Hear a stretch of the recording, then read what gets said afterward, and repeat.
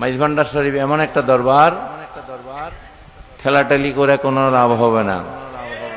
এখানে 24টা ঘন্টা জিয়ারতে লোক থাকে, সুবহানাল্লাহ বলেন। আর অনেকই দরবারে দেখি খবরও নাই মানুষের। এই জন্য দরবার বললে দরবার হয় না, শরীফ বললে শরীফ হয় না।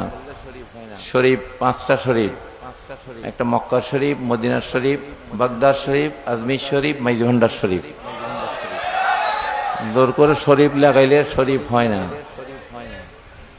এগুলো 200 বছর আগে মাইজভান্ডারের শরীফ লাগানো, এরকম এখন শরীফের কোনো শেষ নাই।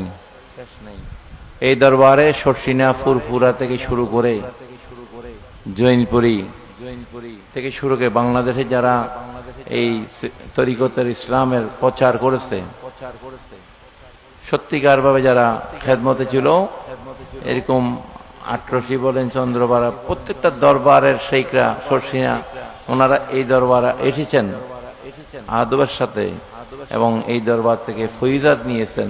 এই দরবারে আওলাদে পাক হযরত কেবলা আলম, বামন্ডি কেবলা আলমের সহবত নিয়েছেন, সুবহানাল্লাহ বলেন। কারণ ওলি ওলি চিনে, ঠিক কিনা? ওলি ওলি চিনে। মৌমাছি আর মাছি দুইটা কি এক হইল?